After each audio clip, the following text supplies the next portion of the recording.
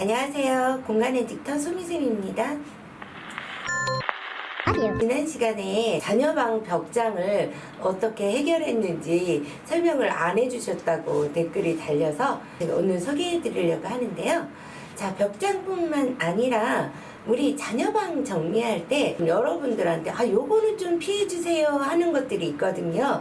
그 중에 첫 번째가 어렸을 때 보면 공룡 벽지 있고 막 이런 거 많이 있잖아요. 그러다 아이가 중학교 들어가면서 공룡은 좀 그렇잖아요. 그러니까 페인트 칠을 참 많이 하세요. 근데 이 페인트는 이렇게 전문가분들이 하시는 거와 저희가 그냥 사다 바르는 거하고는 그 필이 정말 다르거든요. 그래서 아무리 열심히 이렇게 페인트 칠을 하신다고 해도요, 번쩍임이 있고 이렇게 돼요. 그러면 공간에 아늑함이 좀 떨어지거든요. 그래서 저는 될 수 있으면 여러분 풀바른 벽지라는 게 있어요. 예, 인터넷으로 시켜도 오고요. 이렇게 동네 지물포에서도 다 판매를 하시거든요. 그래서 몇 평형의 방이다 이렇게 얘기를 하면은요, 딱 그만큼 주세요. 그래서 정말 쉬워요. 그냥 풀이 발라져서 오기 때문에 그대로 펴서 바르고 수건으로 쓱쓱 문지르면서 하시면은요, 기포도 안 생기고 어렵지 않게 방을 새롭게 꾸밀 수가 있어요. 지금 우리 선생님들 두 분이서 이렇게 하시는데 하시고 나서 본인이 더 좋아하셨어요. 막 팔짝팔짝 뛰시고. 먼저 방이 하늘색에 이렇게 막 군데군데 트어진 데가 너무 많았어요. 그리고 또 방 정리는 새로 하는데 이런 상황에서 그대로 하면 좀 새로운 공간의 느낌이 안 나겠죠. 그리고 사춘기 때는 이렇게 컬러가 있는 것보다는 흑백색이 더 안정감을 주기에 더 좋아요. 그래서 방도 좀 더 넓어 보일 겸 하얀색으로 깔끔하게 도배를 했는데 완전히 새 방 같죠? 그리고 두 번째는 가구 배치예요. 기존에는 여기에 컴퓨터가 있었는데 여기에 컴퓨터 놔두면 계속 뭐 게임만 한다든가 좀 통제가 어렵다라는 이유로 이 시기에 컴퓨터를 밖으로 많이 빼시거든요. 그래서 이 댁도 서재방에다가 같이 사용할 수 있는 이러한 공간을 원하셨어요. 근데 기존에 주방에 이런 책상이 딱 있었어요. 이걸 식탁으로 쓰고 계셨는데 말이 식탁이지 전혀 식탁으로 사용을 못하고 식사는 상표서 하고, 예, 여기 이렇게 물건이 많으니까는 여기서 이렇게 치우고 식사하고 이게 거의 불가능했던 거죠. 그래서 이거를 들여와서 책상으로 사용을 하고요.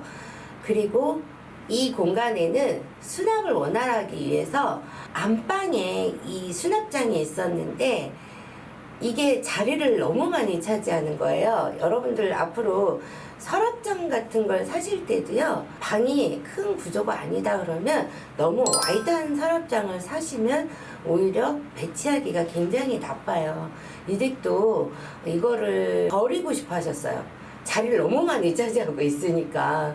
예, 그런 거에 비해서 위에 계속 어질러지고 막 이렇잖아요. 근데 실상 서랍장 안에 열어보면 물건 있으나 마나한 물건들도 많거든요. 그러니까 이걸 버리겠다고 하셨는데 버리기에는 너무 아깝죠. 그래서 아들이 쓰던 컴퓨터는 엄마가 또 직업상 이 컴퓨터를 사용하셔야 된다 그래서 좀 잘 됐다. 아들 컴퓨터를 이쪽으로 옮겨와서 엄마가 일하는 데 사용을 하시고, 그리고 이 서랍장을 옮겨가서 아들의 속옷과 이러한 것들을 수납하기로 했어요. 자, 그래서 어때요? 방이 완전 새 방이 됐죠. 이게 비포 애프터 비교해 보세요. 하루아침에 변신이에요, 진짜.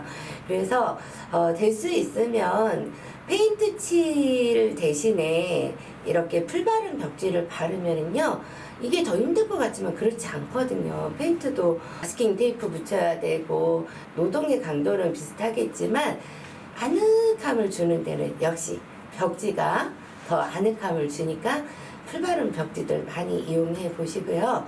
가장 중요한 거는 그 발달직에 맞는 물건을 그 공간에 수납을 하는 거예요.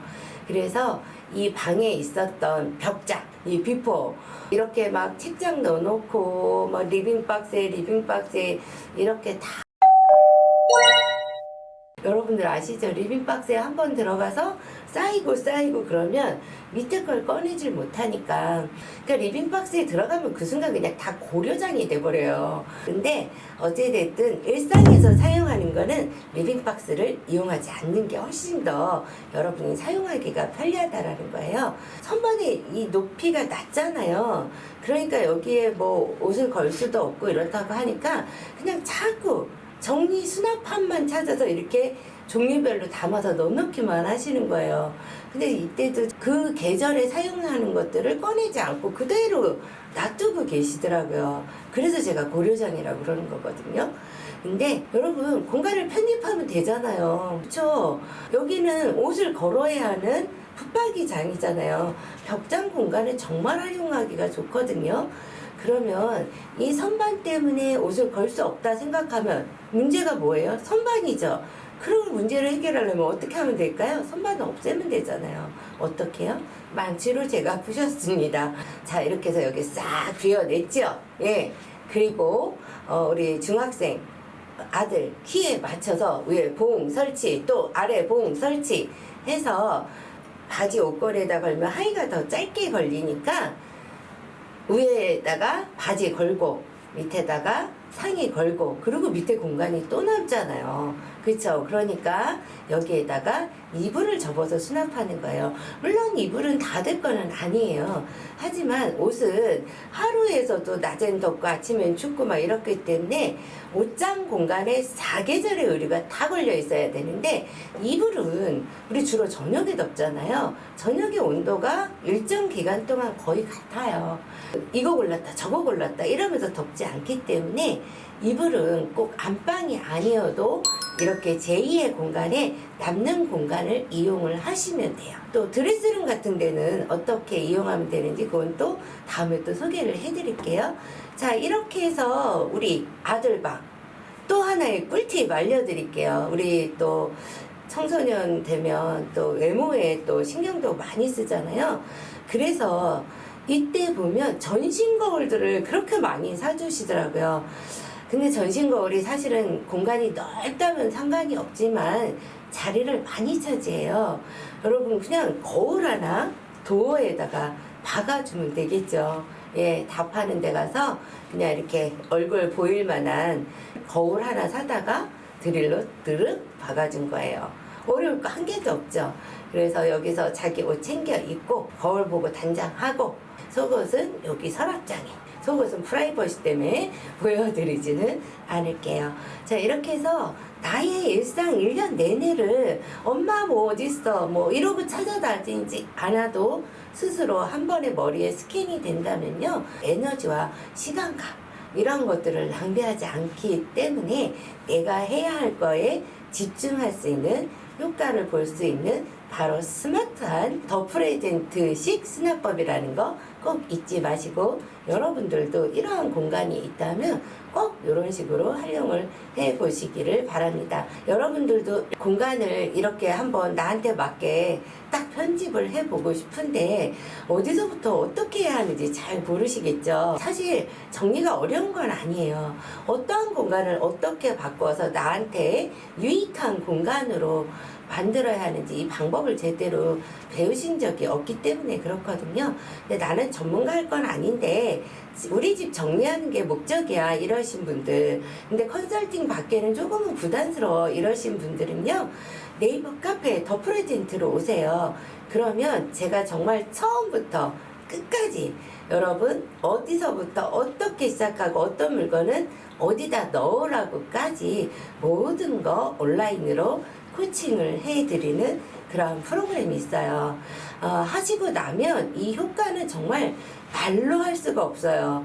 이 온라인 코칭은 내가 내 일상을 컨트롤하는 능력을 갖게 되세요. 그래서 바쁘시고 또 몸이 불편하시고 이런 분들은 컨설팅을 받으시는 것도 좋지만 온라인 코칭으로 한번 진행을 해보세요. 왜냐하면 이게 하나만 딱 정리가 돼서 해결이 되는 게 아니에요. 집 전체가 유기적으로 연관성 있게 우리 집 발달 주기에 맞게 공간의 용도를 정하고 가구 배치를 하고 그 물건의 제자리를 찾아 들어가야 하는 것이 시스템을 갖춘 정리이기 때문에 사실 처음에 이렇게 한눈에 보이진 않거든요. 자, 우리 더 프레젠트와 함께 하시면 여러분들도 여러분한테 꼭 필요한 공간으로 탄생할 수 있으니까 이게 놓치지 마시고 활용해 보세요. 저는 다음 주에도 유익한 정보로 돌아오겠습니다. 건강하세요.